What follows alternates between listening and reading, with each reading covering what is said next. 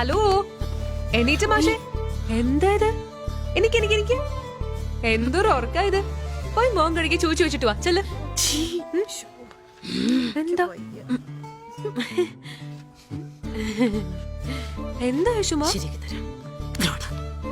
അങ്ങനെ വർത്താനം പറയാൻ പാടുണ്ടോ? അങ്ങനെ പറയാൻ പാടില്ല. അരുൺ ശൂശു വെക്കണ്ട.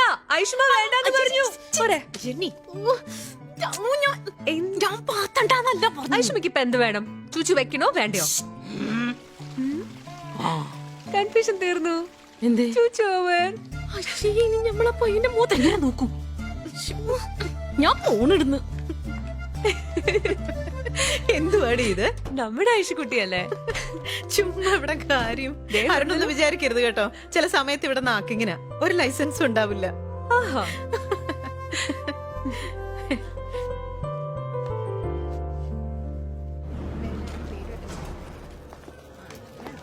നമ്മളാ ഐസിന്ന് മാറ്റിയ പേഷ്യന്റ് ഇപ്പൊ സംസാരിക്കാനൊക്കെ പറ്റൂല്ലോ.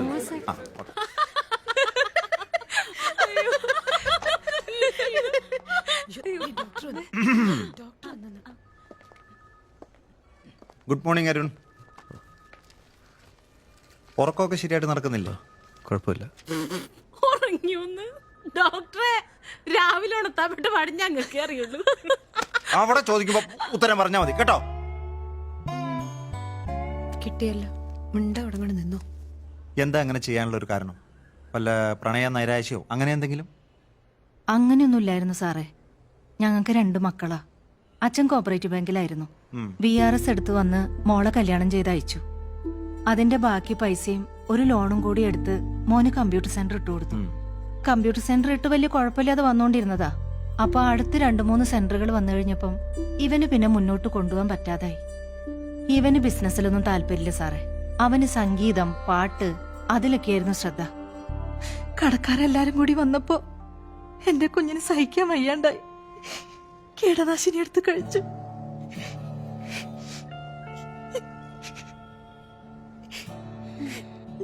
ഒരുപാട് കഴിവുള്ളവന്. പാട്ട് പാടും, വയലിൻ വായിക്കും, യൂണിവേഴ്സിറ്റി വിന്നറായിരുന്നു. ഇത്രയൊക്കെ കഴിവുണ്ടായിട്ടാണോ ഒരല്പം കടം വന്നപ്പോ ഇങ്ങനെയൊക്കെ ചെയ്തത്?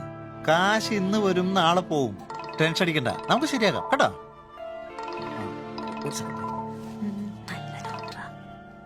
ഹലോ ഹലോ, ദിലീപ് സാറല്ലേ? അതെ സാറേ, കാറിന്റെ EMI ഡേറ്റ് ആണെന്ന്. എന്താ? കാർ ലോണിന്റെ EMI ഇന്ന് ലാസ്റ്റ് ഡേറ്റ് ആണ്. അത് ഇന്ന് അടച്ചില്ലെങ്കിൽ 250 രൂപ ഫൈൻ ഉണ്ട് സാർ. 250 രൂപ. ഇന്ന് തന്നെ വരാം. ശരി സാർ. നാശം, 250 രൂപേ? എന്താ സാർ?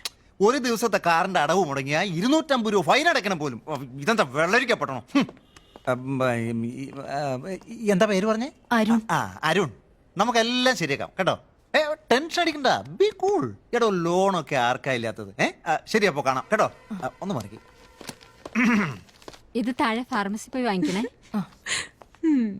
കൊള്ളാം. 250 രൂപ പോവെന്ന് കേട്ടപ്പോ തന്നെ വാലിന് തീ പിടിച്ചോടുന്ന കക്ഷിയാ ഇവിടെ നിന്ന് ടെൻഷൻ മാറ്റാൻ പോണത്. മോനെ, എന്തെന്ന് ഡോക്ടറാടാ അത്? അന്റെ അസുഖമൊക്കെ ഞാൻ മാറ്റിത്തരാം. നീ അച്ഛനോട് കുറച്ചേരം വർത്താനം പറഞ്ഞാൽ മതി. ഇങ്ങോട്ട് പാടാ. ശരിയാ. ആഹാ, ഇത്ര നന്നായി ചിരിക്കുന്ന ആളാണോ വടിയാവാ നോക്കിയത്?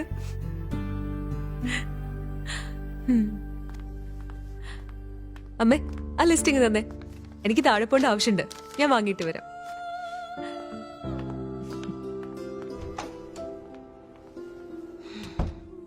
ഓക്കിപ്പോ താഴേക്ക് പോണ്ട ആവശ്യമൊന്നും ഉണ്ടായിട്ടല്ല, നിങ്ങളുടെ ബുദ്ധിമുട്ട് കുറയ്ക്കാൻ വേണ്ടിട്ടാ.